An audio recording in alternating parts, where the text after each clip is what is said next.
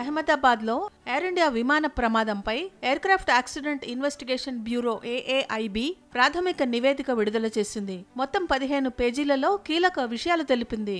విమానం టేకాఫ్ అయ్యాక ఇంధన కంట్రోలర్ స్విచ్లు సెకండ్ పాటు ఆగిపోయాయని, ఈ ప్రమాదం వెనుక ఎలాంటి కుట్రకోణం లేదని తెలిపింది. విమానాన్ని పక్షి ఢీకొన్న అన్నవాళ్లు కానీ వాతావరణ సమస్యలు కానీ లేవని తెలిపింది. ఆ రోజు ఆకాశం కూడా క్లియర్గా ఉందని, విజిబిలిటీ సమస్యలున్నట్లు భావించే ఛాన్సే లేదని, ఆ సమయంలో గాలి స్వల్పంగా వీస్తోందని నివేదికలో వెల్లడించింది. ప్రమాదం వెనుక ఎలాంటి కుట్రకోణం లేదని తెలిపింది. విమానంపై దాడి జరిగినట్లు చెప్పేందుకు ఎలాంటి ఆధారాలు లేవని వివరించింది.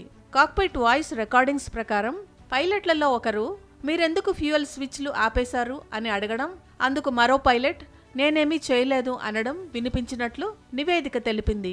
కాక్పిట్లో ఇవే పైలట్ల ఆఖరి మాటలని, తర్వాత పైలట్లు మేడే కాల్ ఇచ్చారని, ఎయిర్ ట్రాఫిక్ కంట్రోలర్ స్పందించినా ఈలోపే విమానం కూలిపోయిందని నివేదికలో పేర్కొన్నారు. 2 ఇంజన్ల ఫ్యూయల్ స్విచ్లు వెంటనే కొద్ది క్షణాల తేడాతో ఆగిపోయినట్లు నివేదిక తెలిపింది. విమానం గరిష్టంగా 180 నాట్ల వేగాన్ని అందుకుంది.